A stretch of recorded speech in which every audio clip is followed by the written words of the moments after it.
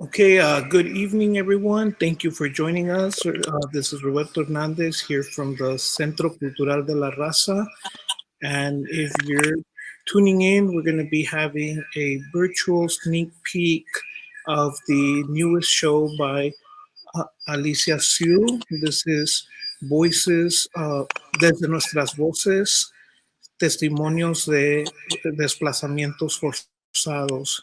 From our voices, testimonies of forced displacement. So I'm gonna jump out of here, and we're gonna you could see the piece there in the distance. Shortly, we'll be going live with Alicia.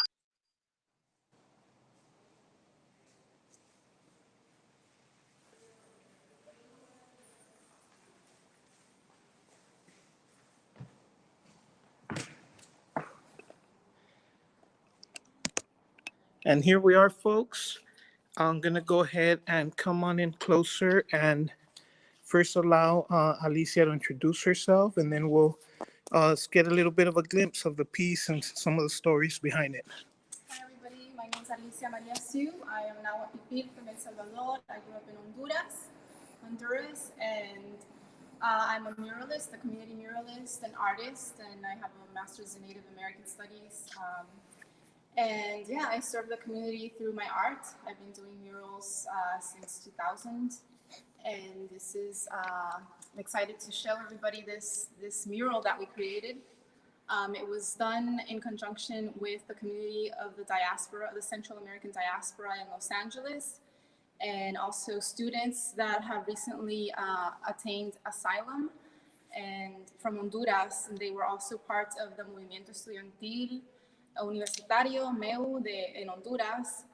They have suffered repression and persecution. And this mural is highlighting, it's an effort to give voice to the immigrant, refugee, and forced displaced community.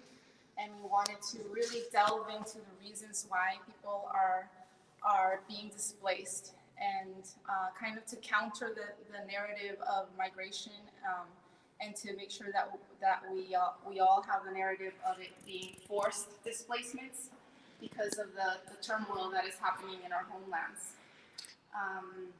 So I'm gonna back up a little bit here because you have it's a fairly large piece, so it's gonna be hard to capture it all at once.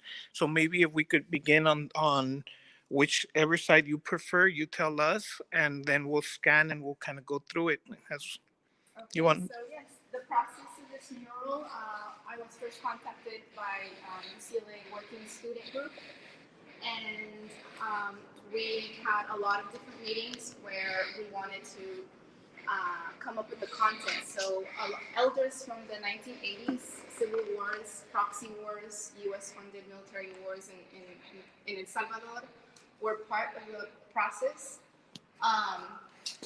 And I wanted to highlight the Jaguar. We wanted to basically highlight the entire situation that is happening with the migrant crisis and link it to the colonial legacy,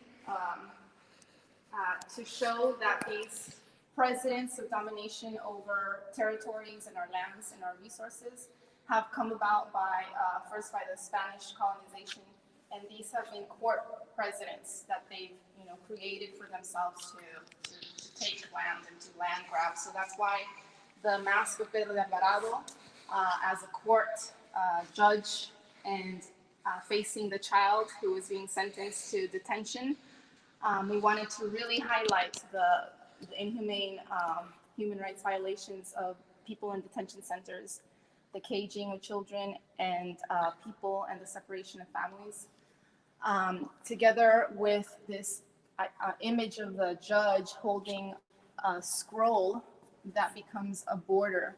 And the scroll is representing the doctrine of discovery. Right here, the first papal bulls that were ordered for Christopher Columbus to come and exploit. Behind the scene of the judge is the current narco cartel government of Honduras. And you can see that there was a huge crisis. In 2009, there was a military coup in Honduras. And then in 2017, there was electoral fraud. So right now, the current dictatorship, more of a narco dictatorship, they call them, because they've been linked to narco trafficking. And a lot of the land is being used for narco transportation of drugs and weapons. So you can see that images. We used a lot of collage to tell a lot of stories because it's very dense. So you can see the images of the military base that they want to expand using U.S. funds. And let's see. So a big metaphor of our mural is the beehive. And within the beehive, we did a collage of martyrs of first the 1980s Revolutionary Wars, but also the current martyrs of the military coup in Honduras, as well as people who have passed away or have been neglected by the Border Patrol. We wanted to dedicate this mural to the countless people that have crossed the border and have taken that trek, that journey up north. And we wanted to highlight certain people. This is Roxana Hernandez. She's a trans, and she died in the hands of Border Patrols, as well as Jacqueline, right here from Guatemala. And we wanted to highlight Isi Oved as well. Isi Oved is known to be the first one one of the first victims of that military coup in 2009. They were protesting the kidnapping of the president in the airport, and he was shot. Isi Oved was barely 19 years old. Also highlight Soad Bustillo Ham, who was a high school student, barely 14 years old.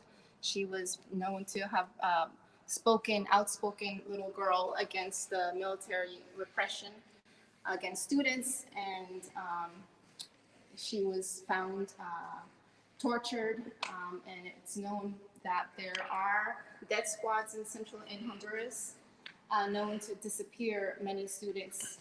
And so right here we dedicated to the student movement, to the student movement in Honduras. And so the metaphor of the beehive, it's documented. We wanted to bring forth ancient knowledge as well, to have this idea of autonomy that we can look up really easily with the sacred texts that the Mayas have left us. And in there is a beautiful codice by the Maya. It's the Codice Madrid, where there's a section of bees. And in that section, it explains how Maya ancient organizing, socio-political organizations were kind of mirrored by how the bee interacts. And it is known that this is the Melipona stingless bee, and it's known that when the beehive is invaded, like say a bacteria or something foreign comes in to take over the beehive, it's known that this Melipona leaves the beehive to survive, but then it has in its memory bank the place where it came from, and it always returns back home, and it comes back home to reconstruct the beehive and to repopulate it. So that was the idea of this beautiful beehive. And the jaguar image, which is one of the central images, is in El Salvador, the indigenous peoples, we are organizing into confederacy. It's called the Smiling Jaguar Confederacy. So a lot of peoples in that area use jaguar as a symbol of autonomy. La Confederación del Jaguar Sonriente, ¿no? Hasta el nombre me hace sonreír. Yeah. And la idea es que es una rebeldía alegre. So the idea is that it's a happy, dignified struggle at the face of extreme repression. And obviously highlight Berta Cáceres, who is well known. She was an environmental activist, winner of the Goldman Award. She's our Lenca leaderess in Honduras. And Now her daughters are taking over Copin, the organization she founded, and she's known to have organized against the Aguasarca Dam. Um, and she brought forth identity to the people, and also the idea that obviously water is sacred. The little girls are known to be the guardians of the water, the waters, and the whole mural. Also, we wanted to show that that refugees are actually climate change refugees, more so climate crisis refugees. There's huge water wars being waged in Honduras, with the example of the Bajo de Aguan, where there is mining concessions, and it's known that right after the military coup and the fraud, there was lots of mining concessions. Over 30% of the Bajo Aguan territory is being concessioned to mines, and that leaves pollution, arsenic, iron. It's an iron oxide open pit mine. It's like the worst kind of degradation to the environment. So El Bajo Aguan is also known to have oligarchies that have created their African palm companies there. And right now, the people of Honduras are fighting this law called La Ley Nájera, which is a false consultation and consent law created by the government itself and by this guy named Nájera. And it's well documented that Nájera was one of the oligarchs of the Baclawan, of the African palm oligarchs. So that is what the current situation right now is, that they're fighting this law. We wanted to put it out there. La Ley Nájera is a false consultation and consent law. And the image of the young girl as an Afro descendant, Afro and indigenous descendants. We wanted to highlight the struggle of the Garifuna people. At this very moment, they're being disappeared. They have been suffered disappearances, and right now they are fighting the disappearance of 4 of their leaders from Ofrane. So there's also, highlight the beauty and the resilience of the struggle. It is really the future of the future of the young generations that is at stake here, and it's the future of the health of the environment, like the seeds, the maize, our sacred food systems. So yeah, this mural is very dense and. And how can people come see? I mean, there's amazing detail. You've only began to scratch the surface. So if somebody wants to come and see the beauty of it up close, and all these different collage images that tell a variety of stories, how might they be able to do that? So yes, the Centro is open Friday, Saturday, Sunday from 12 to 4, and you can come in person with a mask. And social distancing, see? Social distancing. But we will have, we're doing virtual events, so because it is very dense and I'm just an artist, trying to convey all this history and actual testimonies, we're going to invite, I have in mind 3 people that we already invited and they said yes to give their testimony. One is Luis Martinez. He said he could say his name. Luis Martinez, who is a student from the Movimiento Estudiantil Universitario, and he did do the trek, the journey up north, has a lot of experience, a great young man. He will give his testimony, and also another trans, Evelyn, she will give her testimony, and we'll invite also Quetzal Beats, who is a Central American diasporic hip-hop band in Los Angeles. We had in conjunction with the mural, we have a video that explains, and with music, a lot of the imagery within the mural. So you will be able to see that in the next event that we create. And by October 12th, we're aiming to hopefully get a Garifuna speaker as well. In New York, he was also part of Ofrane.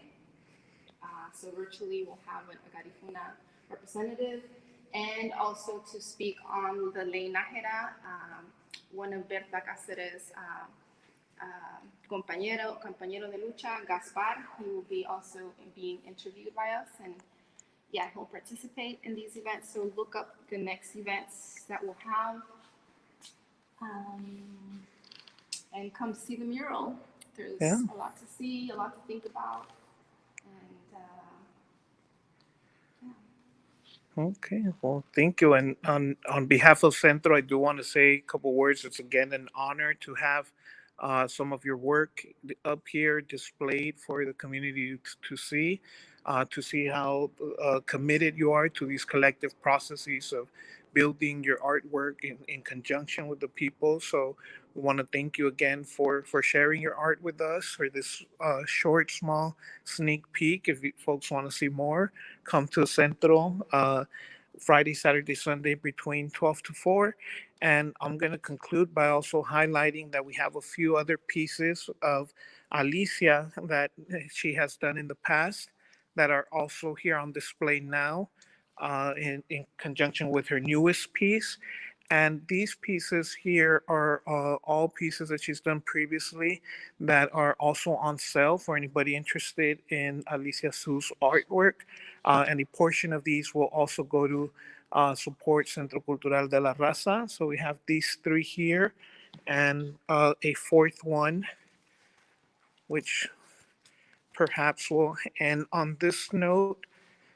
El centro es de quien lo trabaja, and these are the Guerreros Jaguares, art by Alicia Siu.